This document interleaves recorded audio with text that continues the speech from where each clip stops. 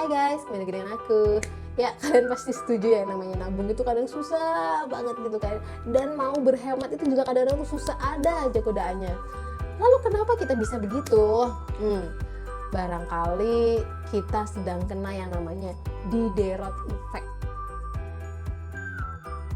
Jadi ceritanya nih, sejarahnya ada seorang filsuf Prancis namanya Denis Diderot. Sepanjang hidupnya dia tuh hidup miskin.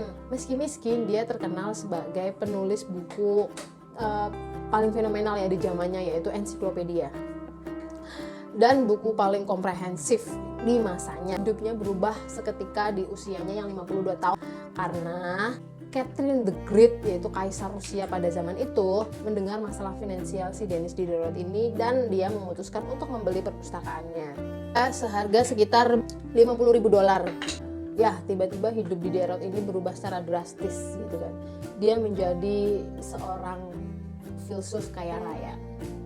Dan si Diderot ini kan udah kaya raya ya, jadi dia lalu membeli sebuah jubah nih yang keren abis gitu kan, yang mewah gitu. Lalu bencana pun dimulai. Jubah baru Diderot ini sangat indah gitu. Saking indahnya sampai dia itu tiba-tiba mikir, kayaknya nih bajuku tuh salah tempat deh gitu ya.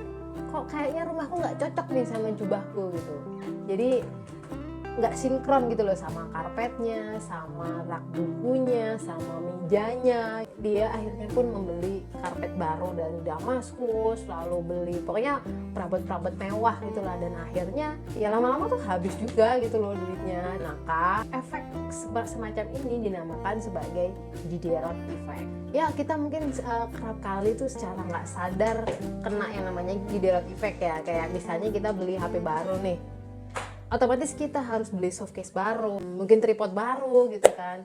Bahkan ketika kita beli baju baru, kita kadang-kadang tuh kayak otomatis, wah ini kerudungnya belum ada yang matching nih, kita otomatis beli kerudung baru, lalu beli celana baru, sepatunya kok nggak cocok ya, beli sepatu baru, gitu aja terus sampai barang kita tuh banyak. Jadi Diderot effect itu mengarahkan kita untuk membeli apa yang sebenarnya tuh kita nggak butuhkan gitu. Makanya kita tuh disuruh lebih hati-hati untuk mengkurasi barang yang mau kita beli, hanya fokus pada apa yang kita butuh gitu.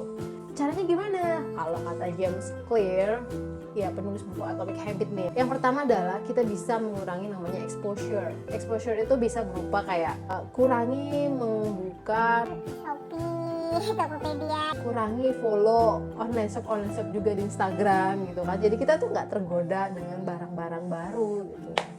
Yang kedua adalah kalau mau beli barang, sesuaikan dengan kondisi kita sekarang. Misalnya kamu mau beli baju baru nih, ya udah sesuaikan aja dengan jilbab-jilbab yang kamu punya, celana yang kamu punya. Kira-kira matching nggak nih sama barang yang kamu punya gitu, bukan malah sebaliknya gitu. Jadi kamu tuh nggak perlu beli perintilan baru untuk menyesuaikan barang barumu gitu. Yang ketiga adalah beri yang namanya batasan ya. Meskipun uang banyak banget nih, kita harus punya batasan gitu. Sejauh mana sih kita tuh mau membelanjakan uang kita gitu. Karena pada dasarnya yang namanya beli barang pasti nggak ada puasnya, dan selalu ada yang terbaru gitu kan. Selalu ada yang lebih bagus nantinya gitu.